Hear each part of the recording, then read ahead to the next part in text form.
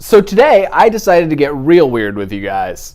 We are going to be talking about some spooky new Space Force stuff. Specifically, some fun little future weapons, commonly referred to as UFOs. Am I really going there? Yep, I'm going there. Now, many of you have already seen the official teasers in the press. For those of you that haven't, I'll give you a bunch of examples in the comments section below, just so you can be on board. If you don't know what I'm talking about, please pause this video and check those out first, so that the rest of this makes sense to you. But long story short, the US Navy released footage last year of a real paranormal encounter some fighter pilots had with a real UFO. It made headlines in almost every major news outlet worldwide, from BBC to CNN. But most people never even heard about it, because our news was too busy telling us about how Orange Man bad to focus on hard evidence of UFOs for longer than a day.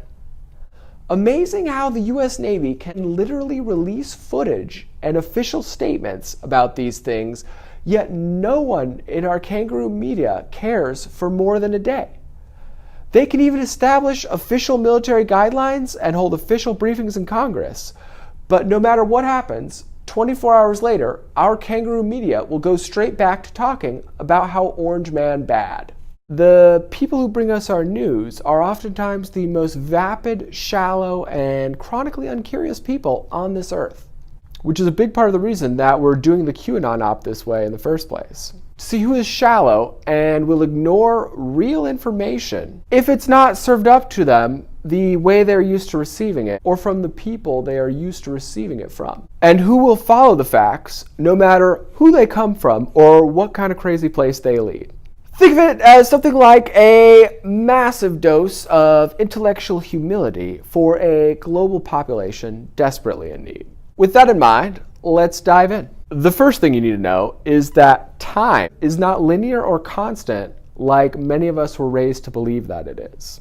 Time is actually a dynamic force controlled by gravity, meaning that on planets bigger than ours, time moves slower because the planet has more mass and therefore more gravity, and therefore that gravity grabs time firmer and slows it down more. So they experience time at a slower rate. Like if we went to a planet twice as big as the Earth, the time there would move half as fast, meaning that one day there would equal 2 days here on Earth.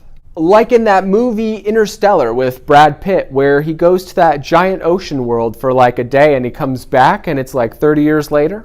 Spooky concept, right? And time isn't just different between us and other planets. It's even slightly different between different places here on Earth. Did you know that if you were to stand at the top of the Empire State Building, that you would be experiencing time slightly faster than if you were to stand in the lobby instead? That's because, closer to the Earth's surface, Earth's gravity is slightly stronger, grabbing the time slightly tighter and causing it to move slightly slower. The technical term for this is time dilation.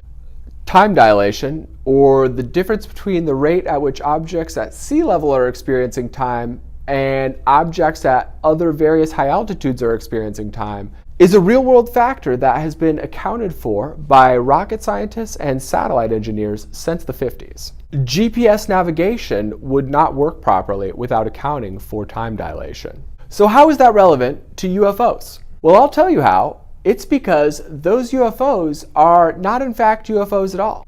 They are time machines, and they aren't made by aliens. They're made by humans in the future, the very near future. That's why the military has been ordered to ignore them since the 50s, because they didn't want to cause an adverse butterfly effect. Now, I won't get into exactly what a butterfly effect is right now because it's kind of a complicated thing to explain. But luckily, there's a movie called The Butterfly Effect starring Ashton Kutcher that can give you kind of an idea of what I mean. The way you could tell they're time machines, without just taking my word for it, is with physics equations. If we look at the empirical data provided by the Navy about the UFO's aerial maneuvers, we could use physics equations to easily deduce that they would not be possible without a time machine. The reason is G-forces. G-forces are the extra pull of gravity you experience during a rapid acceleration or in a high-speed aerial maneuver. Fighter pilots and astronauts are generally trained to withstand up to 9 Gs, or 9 times the normal pull of gravity. But that is about the maximum a human body can safely endure. Anything much more than that would cause their body to be crushed and eventually kill them. Which is why we can be so certain that that UFO in those videos is actually a time machine. Because no living or artificial thing could survive the aerial maneuvers that UFO was performing without being crushed by the G-forces that it would create, unless they were warping time.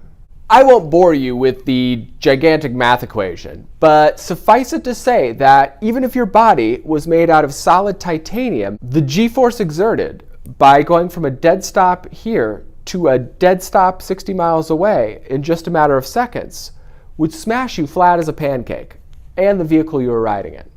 The only way it's mathematically possible to move like that is by warping time. So again, just to reiterate, that UFO is not an extraterrestrial alien spaceship. It's actually a human future weapon, one that I will be explaining more about in a future video. So please subscribe and share, and I will see you guys tomorrow.